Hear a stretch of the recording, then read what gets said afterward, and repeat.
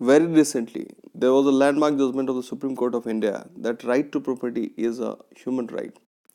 So, what is the context of it? Why the Supreme Court has, after so many years of the 44th Constitution Amendment, when the right to property was taken away from the fundamental rights list and was made a constitutional and statutory right, why, after so many years, the Supreme Court had held that right to property is a human right? So let's see the context. The Supreme Court has recently held that a citizen's right to own private property is a human right, and the state cannot take possession of it without following due procedure and authority of law. So why this thing is in news? Let's go in detail. This is the case of an 80-year-old woman whose 3.34 hectares land was forcibly taken by Himachal Pradesh government in 1967. What for? It was for infrastructure development. That means the constructing a road that time.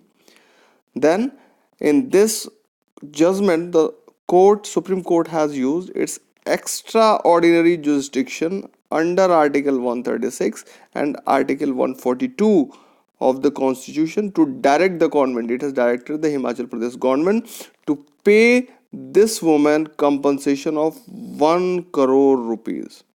Very nice judgment it is.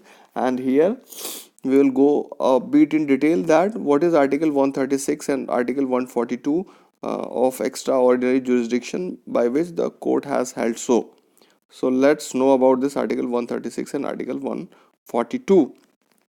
So Article 136 is actually the special leave petition. This special leave petition allows the Supreme Court to hear at its discretion an appeal against any order from any court or tribunal in the territory of India.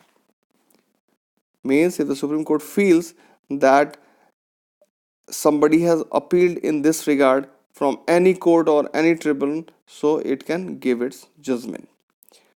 However, this doesn't apply to any judgment, determination, sentence or order passed or made by any court or tribunal constituted by under any law relating to the armed forces.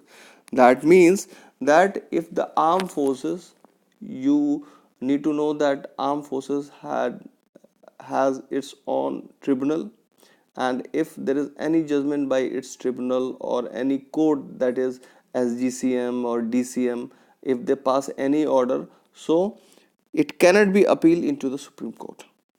So this Article 136 is means this armed forces case is the exception of the Article 136. Then what is Article 142? Let's know. It provides discretionary power to the Supreme Court, as it states that Supreme Court in the exercise of its jurisdiction may pass such decree or make such order as is necessary for doing complete justice in any case or matter pending before it. That means Supreme Court can exercise its full power at its own discretion. Means nobody should be telling Supreme Court that this is how you should be doing it. But one thing is to be taken in note here in this case, that this Article 142, when it is being exercised in the Supreme Court, one judge cannot do this. For this, at least a four bench means a bench of 4 judges or 5 judges is required. Then what is more, the Supreme Court has held in this order. So important observation made by the Supreme Court. The first objection was that the state cannot trespass into the private property of a citizen and then claim ownership of the land in the name of adverse possession. So let's know what is the adverse possession. It is a legal doctrine in India that suppose if you are a man and you are living on somebody's else land, and he has not even claimed for a minimum period of 12 years, then you can claim the title of that land. You can say that this land is mine, and following this doctrine, adverse possession doctrine, you can claim that land. if that person, that real owner, has not taken any legal course to out you from his land. So this is called adverse possession, and this was the first observation made by the court. Let's see what was the second observation and other observation made by the Supreme Court. So it told that grabbing private land and then claiming as its own makes the state an encroacher. It says that if the state do it for the infrastructure development, making roads, making bridges, making railways, anything, whatever the case may be, if the state takes somebody's private land, then it becomes an encroacher. Then third, in a welfare state, as we all know that India is a welfare state, right to property is a human right, and this is the base of the judgment, and this is the thing which make this judgment very landmark judgment. And the fourth observation made by the Supreme Court was that a welfare state cannot be permitted to take the plea of the adverse possession. Means a state, after holding the somebody's else private property for a period of minimum 12 years, and thereafter the state says that as per the adverse possession, so this land has become mine, so this state cannot do this. So these were the four observations made by the Supreme Court. Let's know that why so much of talks about this right to property and what is its historical base. So right to property was a fundamental right under Article 31 of the Constitution. The right to acquire any property by any lawful means, it was said by Article 19(1)(f). Second, no person shall be deprived of his property. Means if you have property, private property, no one, even the state, cannot take away that land or that property out of you, of his property, except provided by law. But if the law requires or if the law needs it, so Article 31(1) used to say this. Then the Article 31(2), what it says, if acquired by state for the public purposes. Public purposes means for the infrastructure development, or like making roads, making hospitals, making bridges, making, means whatever the case may be. So if the state is acquiring your land, it will give you an amount. So this was told by Article 31(2).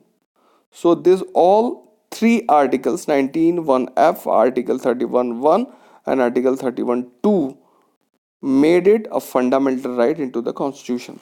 But then came 1978.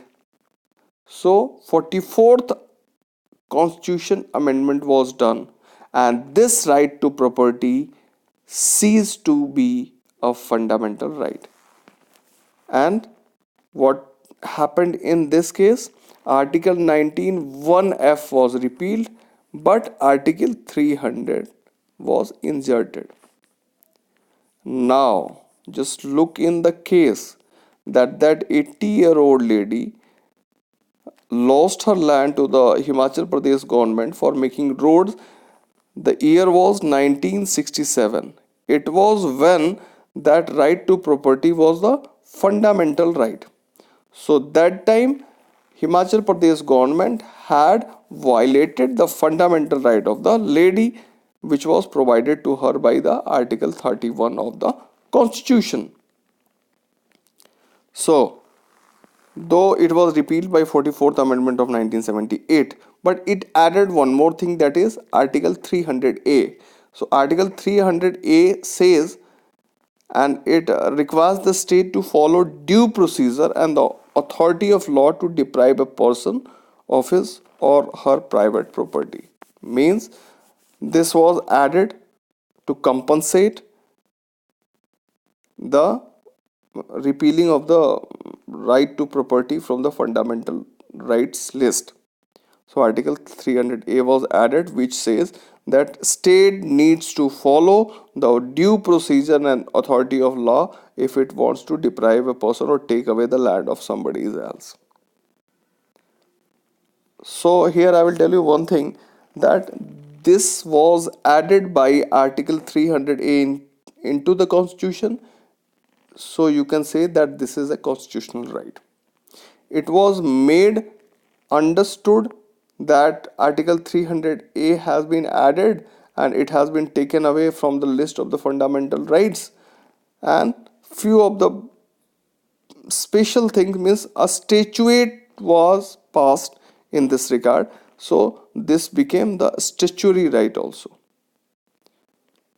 But with this landmark judgment of Supreme Court, the right to property is now considered to be not only a constitution or a statutory right, but it has become a human right.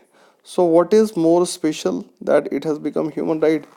I can say that human right has its boundary expanding beyond the boundaries of the nation or the state. Means it's very much powerful that if your private property right, that is human right, is being violated in your state, in your country, and if you don't find the remedy even by the Supreme Court, you can go to the United Nations and there it can take stand and you can fight your case. So this was everything about a right to private property and how it has become the human right by the recent Supreme Court landmark judgment. So I have finished, and if you have liked it, please like, share and subscribe to the Royals Education. Thank you. Have a nice day.